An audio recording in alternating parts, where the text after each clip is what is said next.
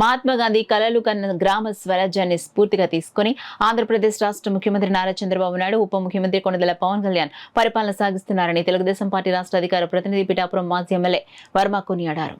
మహాత్మా గాంధీ జయంతి సందర్భంగా పిఠాపురం పట్టణ వాసవి కనికా పరమేశ్వరి కళ్యాణ మండపం ఆవరణలో ఉన్న మహాత్మా గాంధీ విగ్రహానికి పిఠాపురం పట్టణ ఆర్యవైశ్య సంఘ సభ్యులతో కలిసి మాజీ ఎమ్మెల్యే వర్మ పూలమాలలు వేసి ఘన నివాళులర్పించారు.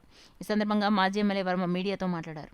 వాసవి అమ్మవారి భవన్ దగ్గర మరి ఆయన గౌరవించుకుని పూలమాలలు ఈ దేశ స్వాతంత్రం కోసం ఆయన ఎంతో నిరంతరం కష్టపడి భారతదేశ స్వాతంత్రాన్ని తీసుకొచ్చిన ఘనత మన గాంధీజీ గారిది.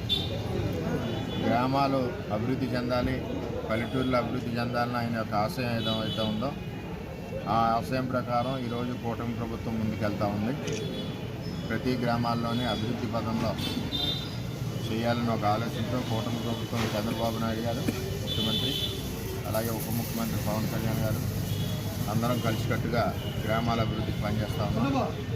ఏది ఏమైనా గాంధీజీ కలలు కన్నా గ్రామ స్వరాజ్యం ఆ యొక్క పంతాలో మరి కూటమి ప్రభుత్వం ముందుకెళ్తుందని తెలియజేస్తుంది.